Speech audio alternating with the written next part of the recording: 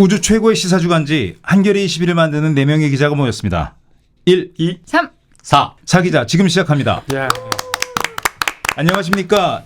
1기자 공덕동어랑 함께 김교원입니다. 반갑습니다. 3기자 정의의 죽창 신다은입니다. 만물학사 이기자 김양진입니다. 이제 총선이 우리 방송 기준으로 딱 하루 남았습니다. 사전투표들은 어떻게 하셨나요? 저는 관외에서 했습니다. 네. 네. 아주 길더라고요 이게. 길어가지고 뭐 그래요? 어떻게 접어야 될지. 네. 저도 이렇게 접었어요. 예. 3번. 네. 네. 저는 사실은 못했습니다. 게으름 피다가 못했는데요. 본투표 때 꼭 하겠습니다. 그래서 오늘 이번 총선의 의미, 전망, 그리고 관전 포인트 이런 것을 좀 이야기해 보려고 합니다. 이 이야기 나누기 위해서 전 한국사회여론연구소 소장 그리고 현 고문이신 이강윤 고문님 모셨습니다. 오랜만에 뵙습니다. 나와주셔서 고맙습니다. 안녕하십니까. 반갑습니다. 네, 반갑습니다. 이강현입니다. 네, 소개 잠깐만 해주시죠. 기자를 꽤 오래 했고요. 네. 노무현 정부 때는 어쩌다 공무원도 좀 했습니다. 그리고 지난 2년 전에 대선을 앞두고 한국사회여론연구소의 소장으로 취업?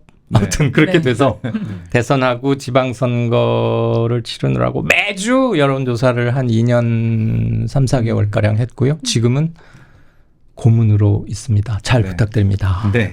저와는 한 25년쯤 전에 경찰 기자를 같이 하셨습니다. 민현이. 네, 경찰 기자를 같이 했습니다. 아. 그때는 굉장히 하늘 같은 선배였죠. 네, 기수 차이가 좀 나거든요, 저랑. 지금 뭐 네. 하늘같이 않다는 그런. 지금은 우주처럼 제가 존경을 하고 있습니다. 먼저 이 이야기를 좀 여쭤봐야 될 것 같습니다. 네. 뭐 초미의 관심사죠.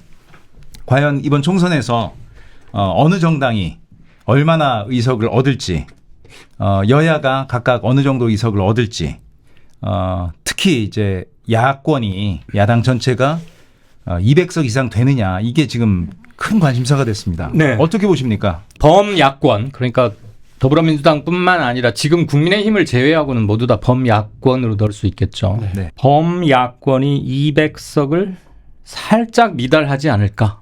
다 합쳐도 그렇게 생각을 하고요. 총 300석 중에 저는 민주당과 국민의힘을 합치면 280석 그 안에서 움직이지 않을까. 나머지 20석은 뭐 조국 혁신당, 네. 그다음에 진보당도 좀 있겠고요. 그다음에 두 신당 네. 존재감은 좀 미미하지만 네. 그리고 무소속도 한 석쯤은 가능하지 않을까 네. 싶다면 그쪽 그룹은 20석을 빼고 나면 280석이 남는데 네. 국민의힘이 비례정당 포함해서 105석에서 한 119석 그 사이에 들지 않을까. 시청자분들께서 저 사람 뭐 저래 왜 이렇게 넓어 범위가 그렇게 하실 수 있는데 아시다시피 선거 막판에는 최대한의 결집이 이루어지는 구간이고요. 초박빙이라고 양당이 공이 지금 잡고 있는 곳이 한 45에서 50곳쯤 되는데 그곳을 어느 한 당이 다 휩쓸어 가리라는 예상은 좀 하기 힘들다고 저는 생각을 합니다. 사실 막판 2, 3일 사이에 여론 표심의 초결집 구간은 그것을 체크하거나 포착해낼 시스템 그런 건 없습니다. 솔직히 말해서. 네. 인간의 집단 행동을 무엇으로 감별하고 네. 분류할 수 그러게요. 있겠습니까? 네. 그렇다고 보면 이런 것은 좀 여유 있게 보수적으로 그렇게 잡는 게 좋지 않을까 해서 50곳쯤 된다는 초박빙 구간을 어느 한쪽이 다 가져가지는 힘들 것이다. 그럼 한 15개쯤을 국민의힘이 가져가면 저는 110석 좀 넘을 것이고 오히려 그거보다 좀 더 가져가면 잘 나오면 국민의힘 입장에서 네. 118구개쯤도 될 것 같고 그러니까 연동되는 거죠. 280 안에서 국민의힘이 이 정도 하면은 민주당은 이렇게. 거들만큼 그래서 이 정도 예측을 합니다. 그럼 지난 선거하고 좀 비슷한 결과가 가능성이 네. 지난 선거가 국힘이 103석이었으니까요. 네. 네. 거기서 조금 더 늘어날 수도 있지 않을까.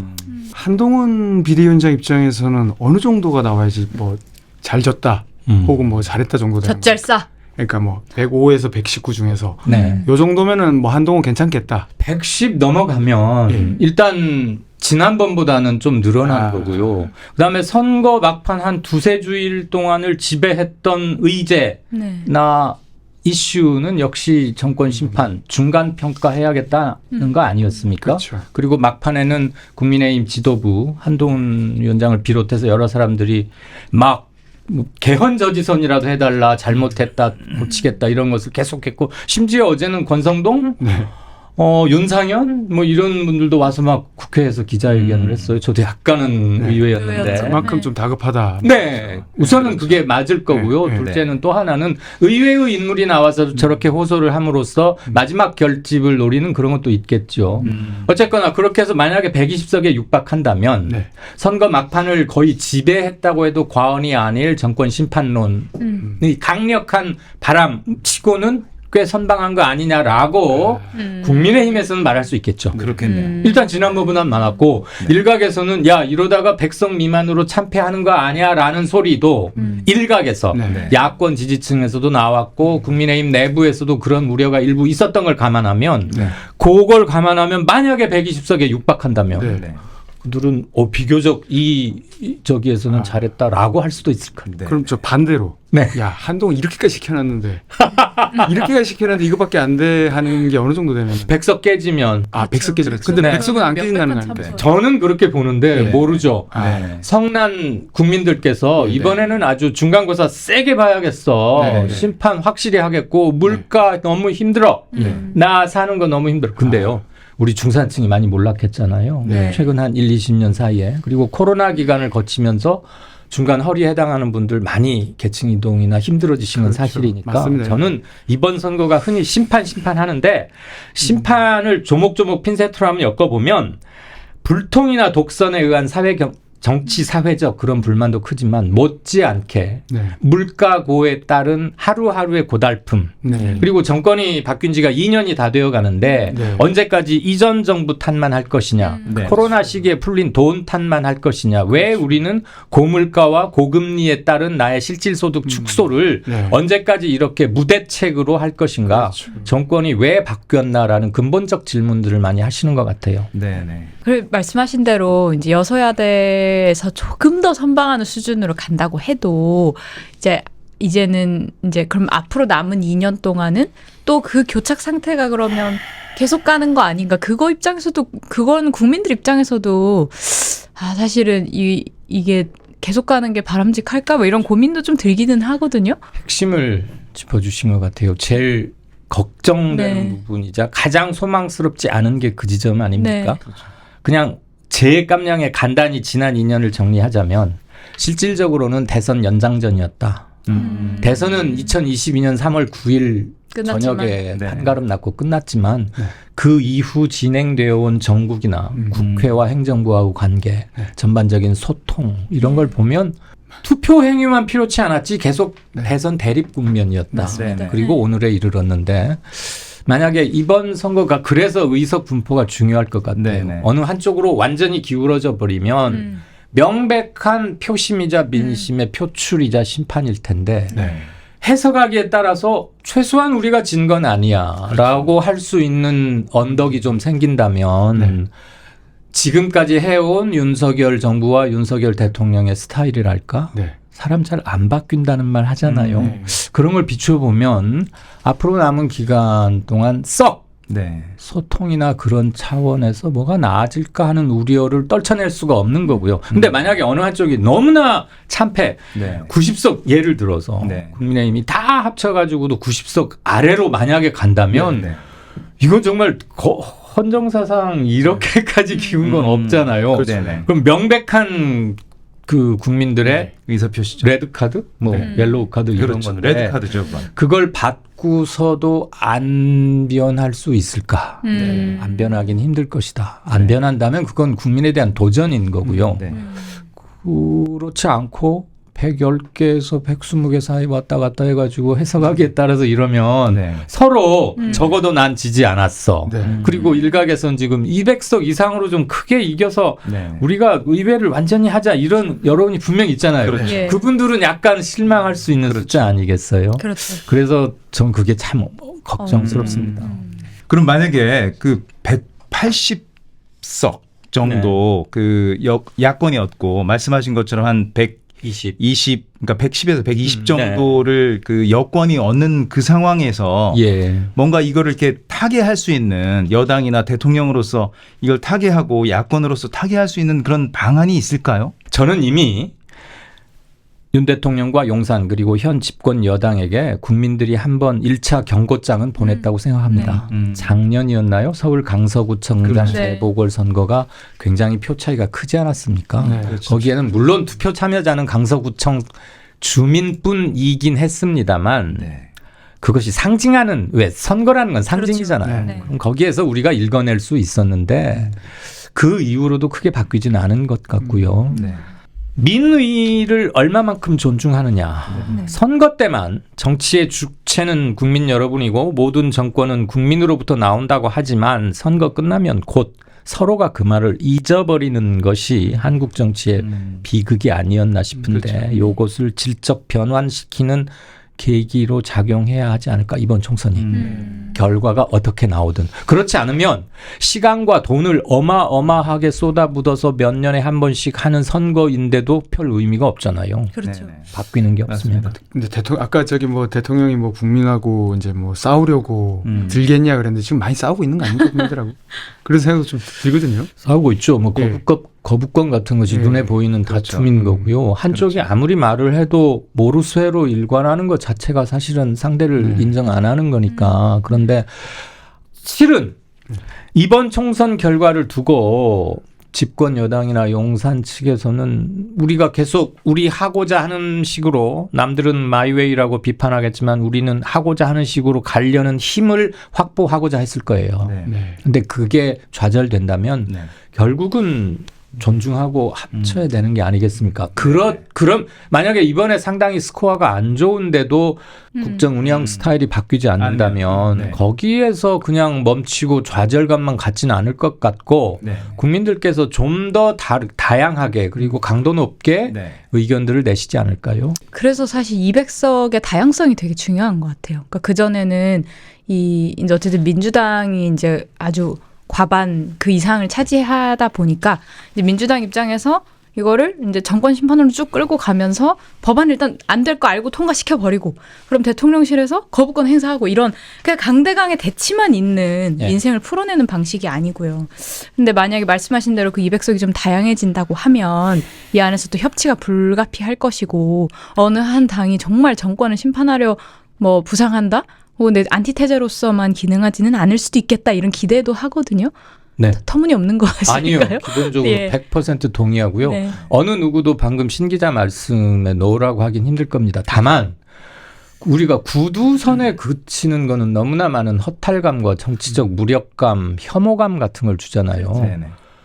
사람이 얘기를 할 때는 뭔가 이유가 있으니까 얘기하는 거 아니에요? 그렇죠. 우리 집안에서도 아무리 나이가 그렇죠. 어린 아이라 하더라도 걔가 말할 때는 제가 왜 저러지? 그래서 귀를 기울이고 저 녀석이 아직 우리의 언어를 완전히 습득은 못했지만 쟤는 이걸 말하고 싶구나. 그러면 우리는 우리식으로 번역해서 잘 듣고 걔 원하는 걸 해주고 그래야지 집안이 평화롭게 돌아간다는 건 상식인데 지금까지 2년 동안 불통해 오는 동안 우리만 답답했을까요? 아마 용산에서도 편치는 않았을 것입니다만 뭔가 구실을 다른 전 정권에서 샀거나 이래왔던 건데 지금이라도 소통에 대한 것을 체득하지 못한다면 이거 자꾸 지금 얘기가 대패를 전제로 하고 있는 것 같긴 한데 그렇게 해서도 못 고쳐진다면 저는 훨씬 강력한 저항 이제는 그렇게 될 것 같고요. 어느 정치인은 데드덕이 아니라 레임덕이 아니라 뭐 데드덕이 될 수도 있다. 그런 새로운 용어도 붙였던데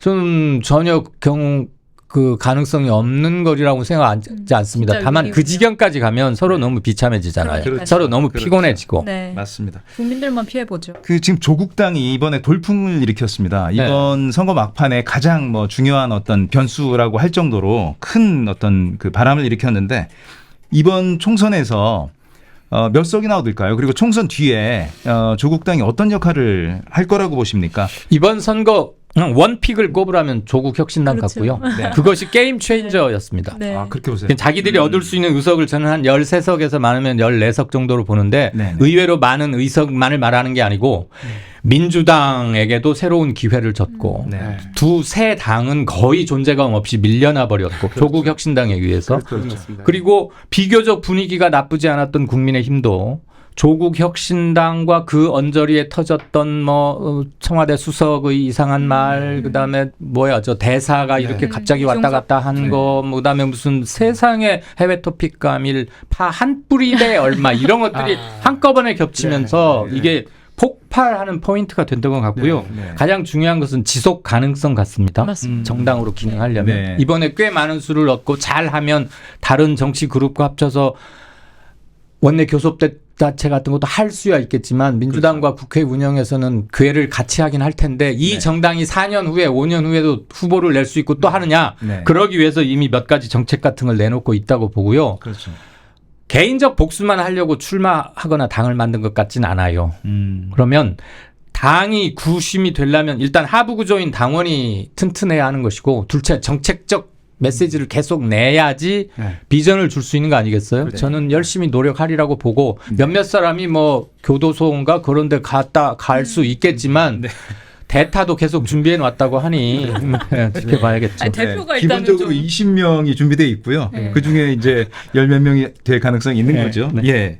사실 이제 또 지금 관심 지역 중에 불경이 있잖아요. 예. 원래는 이제 불경이 텃밭이다 하지만 예. 이번에는 민주당이 좀 의석을 더 얻을 수 있다는 전망도 있고 뭐 교착일 거라는 전망도 있고 그렇더라고요. 좀 관심 지역 중에 불경은 어떻게 보시는지요? 254석 지역구 중에 네. 부울경이 40석입니다. 맞습니다. 굉장히 많네요. 지난 4년 전에 거기에서 야권이 7석을 얻었는데 그렇죠. 저는 이번에 민주당과 진보당이 합쳐서 14석도 가능하지 두 배 않을까. 가까이. 네, 그 정도를 봅니다. 우선 엑스포 때문인가요?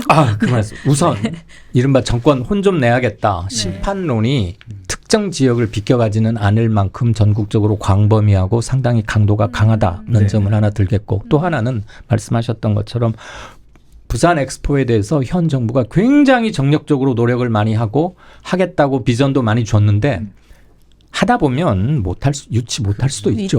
네. 좀 더 짜증나고 화를 냈던 부분은 아니 어떻게 밤사이에 역전할 수도 있는 것처럼 네. 마치 우리가 유치권에 굉장히 근접해 있는 것처럼 얘기를 했는데 까보니까 너무 차이가 많이 났잖아요. 저쪽은 100몇 거의 개고 우린 20몇 개니까. 소금, 한심한 소금 수준이었죠. 수준이었죠. 이렇게 정세 판단을 못한 채 으쌰으쌰하는 의지만으로 이걸 접해왔나.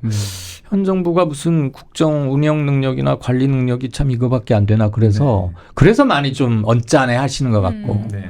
선거로부터 치자면 꽤 오래전 얘기긴 하지만 네. 학생들이 중간고사 볼 때 시험에 임박해서 가르친 수업 한 두세 주일 동안 배운 것만 시험에 나진 않잖아요. 그럼요. 학기 처음 할 때부터 쭉 나오는데 네. 부산 부울경 쪽에 계신 분들은 엑스포에 대한 실망감도 좀 컸을 것 같고요. 그렇죠. 또 하나는 국민의힘이 근무지 재배치처럼 보이는 공천을 몇 개 했어요. 맞습니다. 딴 데서 유명한 사람들, 막 전국구로 유명한 사람들, 딴 데서 국회의원 오래 한 사람, 그 사람 유명하고 그런 건 알겠는데 왜 갑자기 우리 동네 와서 저분이 하신대? 그렇죠. 그런 거 있잖아요. 근데 또 유명해요. 김태호 네. 전 지사, 네. 네. 서병수 전 네. 시장이었던가요? 시장, 네. 그리고 조혜진 의원이라고 네. 야무진 소리 맞습니다. 잘하는 네. 똘똘하게 생긴 그분. 한정경 의원도 날아갔죠. 그러니까 하의원은 이제 이리 오면서 수석으로. 그리고 서울에서도 박진 전 저기를 이상 이렇게 하니까 보냈죠. 네. 제가 볼 때는 그 근무지 재배치예요. 네. 공무원 인사 발령. 주진우 저기 누구야 비서관인가요? 아, 그 양반도 네. 있고. 거기는 해운대 갑. 예. 네. 먼저 하태경 씨가 네. 비운 자리로 갔는데 거기도 관심 지역이에요. 네. 그렇죠. 네. 그래서 이 근무지 재배치 받은 유명한 분들의 결과 특히 김태호, 김두관 이런 분은 초박빙인 것 같고요. 그렇죠. 네.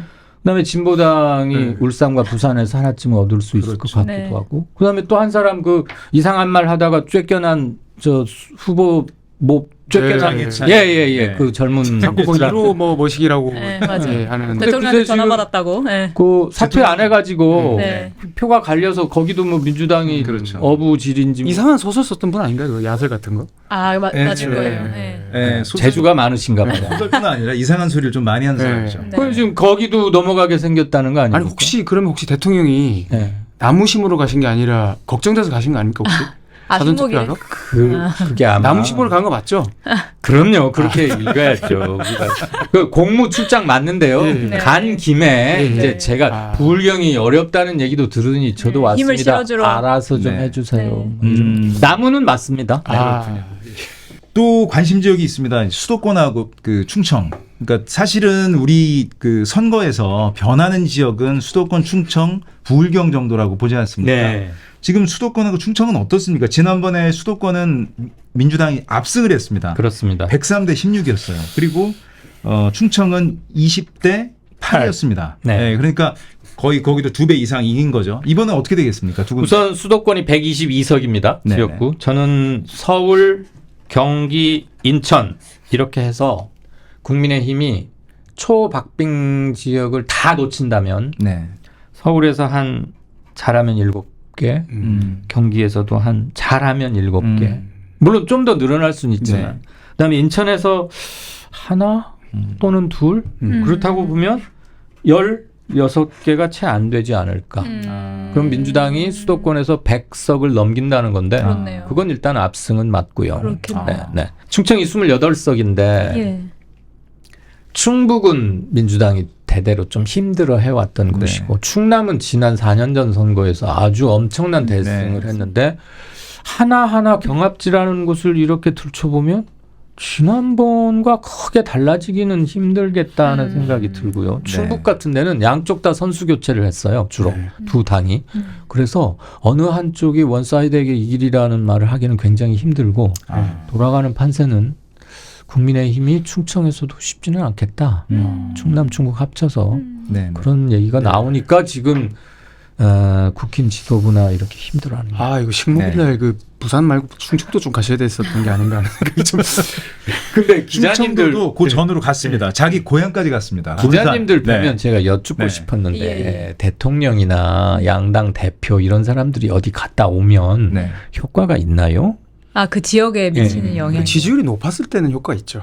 예를 들면 지지율 80% 대통령이 아. 그 지역에 갔다. 그건 효과가 야 그러면 있겠네요, 뭐 좀 확실히. 선거운동한다 그러는 건데 지금 이제 30% 대통령이 가시니까 기자들이 뭐 관권이 이런 얘기 잘 안 하잖아요. 그렇죠. 그러니까. 일종의 해코지가 되는 것 같아요. 아니 근데 가서 농담입니다. 그냥 네. 가기만 하는 건 아니고 이제 물론 당 대표는 좀 다르지만 대통령이 움직이는 건 꼭 선물 꾸러미를 가지고 가니까 좀 또 상황이 다르긴 하죠. 근데 갔는데 뭔가 이렇게 감추려 그러는데 자꾸 보이는 게 또 있었지 않습니까?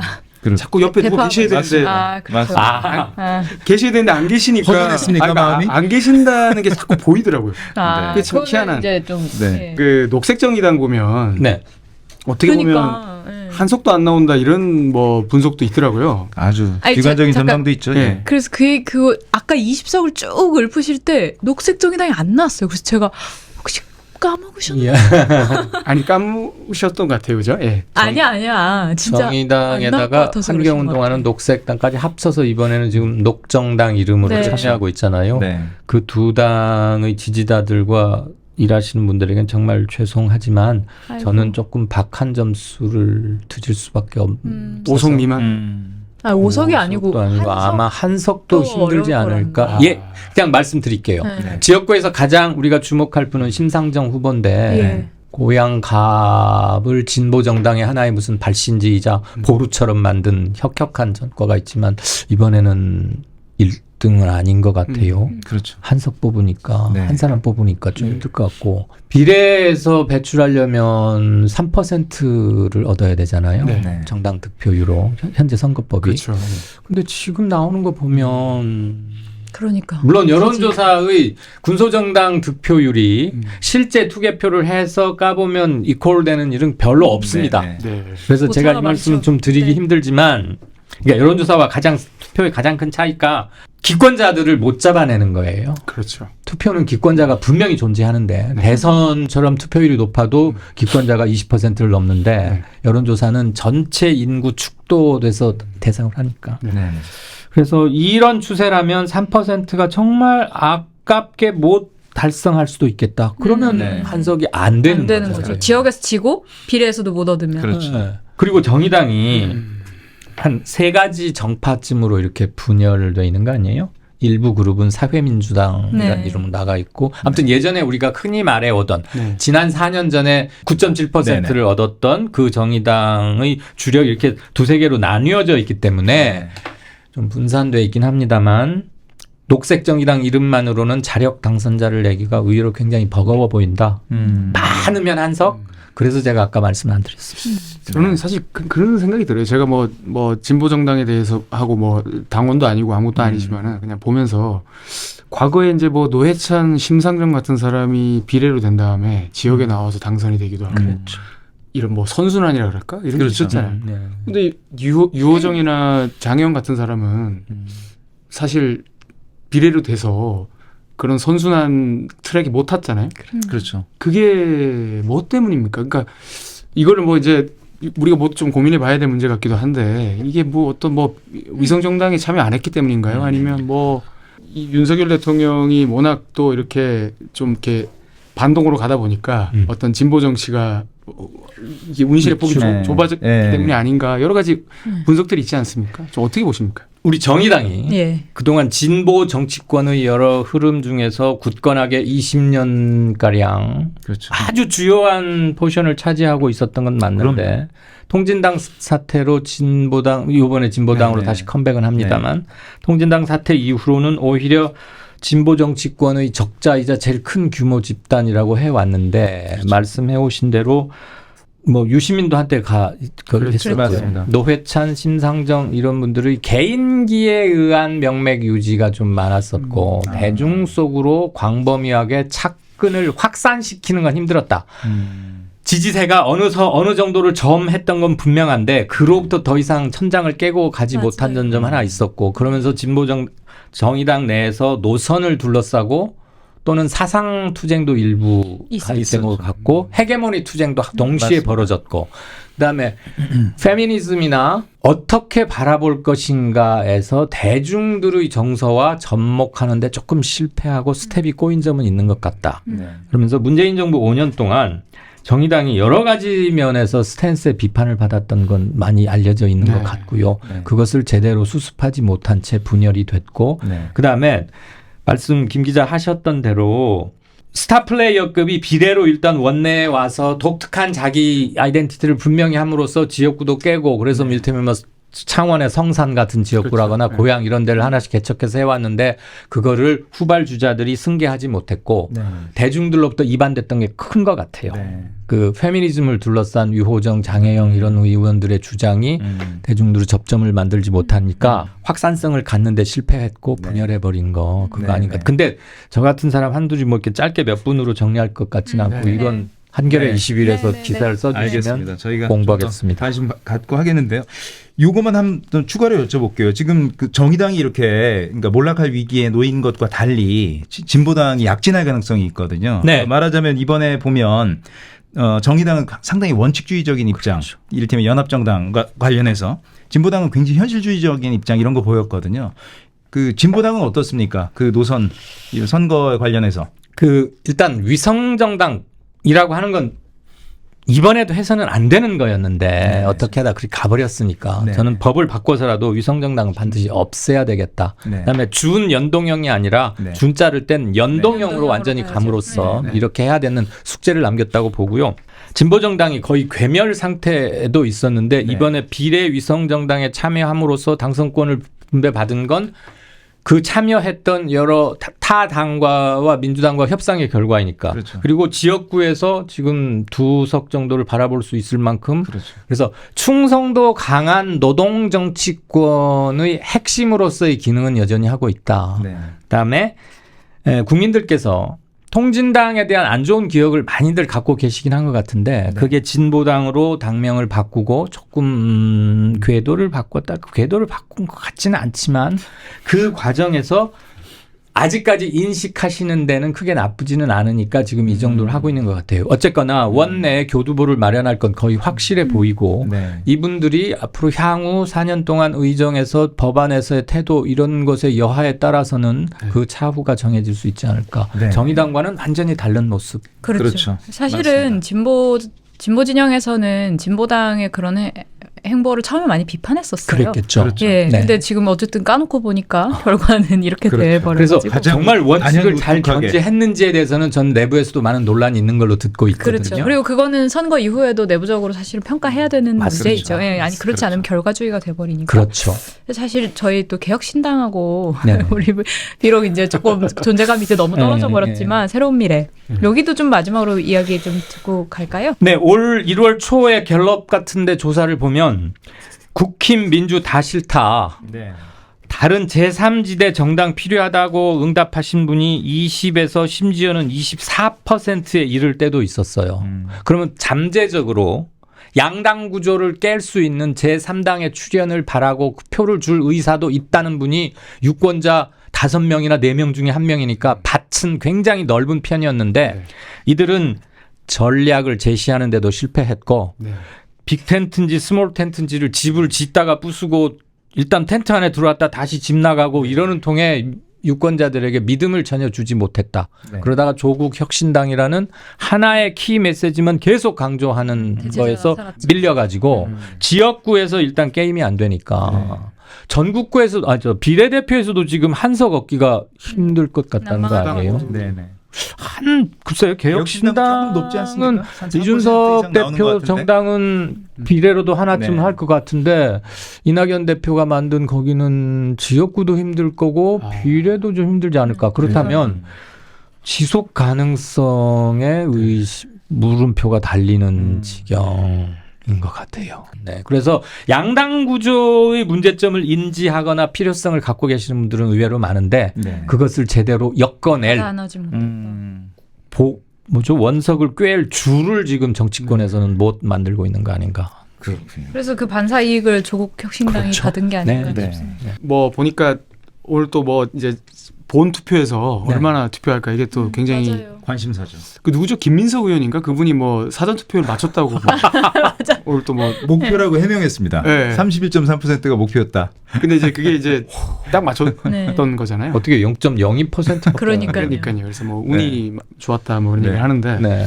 이 투표율 같은 경우에 좀 어떻게 보십니까 이제? 저는 높았던 사전 투표율이 어느 한 당에 유리할 거라는 것은 100% 아전 인수 같고요. 그래요. 민주당 지지자들의 힘만으로 사전 투표가 저렇게 올라갈 수 없고 그렇죠. 아. 네. 네, 보수당 쪽에서도 이번에 우리도 사전 투표 이제 하자 그랬고 무엇보다도 다 복잡한 거 떠나서 사전 투표 너무 편하고 좋습니다.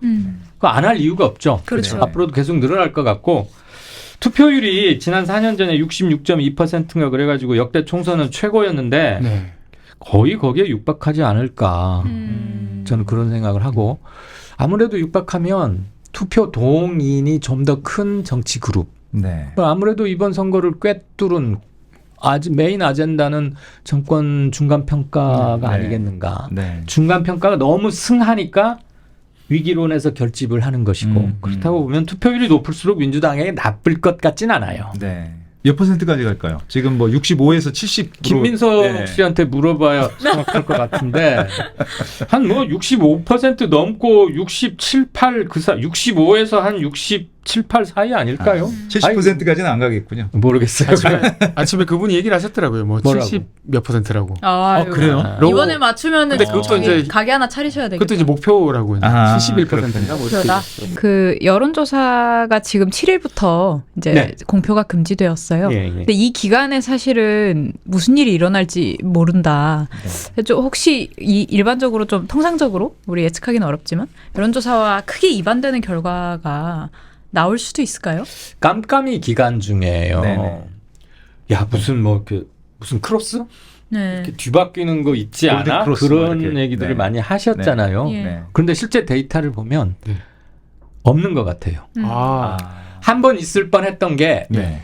2012년 대선 때 네. 박근혜 후보와 문재인 후보가 붙었을 때 문 후보가 막 추격하다가 깜깜이 깜깜이 됐죠. 들어갔거든요. 예. 그래서 막 카톡 이런 개개인의 모임 등을 통해서 야 뒤집어대더라 아, 네. 이런 SNS 얘기가 엄청 많이 돌았죠. 돌았어요. 네. 기억나시죠? 네. 네. 기억나시는 분들은 45세가 다 넘으셨어요. 문 후보가 뒤집었다는 얘기가 있었는데 실제 해보니까 크로스는 안 일어났던 걸로 다만 문 후보의 추격세가 있었던 건 사실인데 그리고 제가 2년 반 동안 매주 여론조사를 해보니까 네.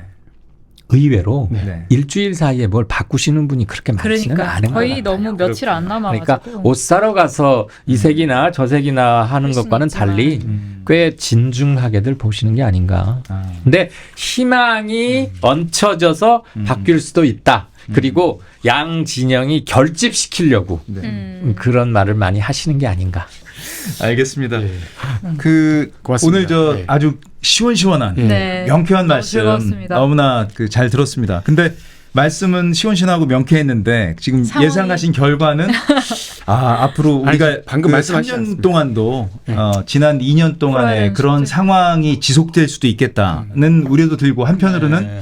그렇게 된다면 정말 우리 국민도 그렇지만 특히 이제 정치권에서 특히 뭐 대통령이 뭔가 좀 지혜로운 발상의 전환을 좀 해서 조금 사회를 조금 더 소통하고 조금 더 앞으로 나갈 수 있게 그렇게 이끌었으면 하는 좀 그런 생각을 해봅니다.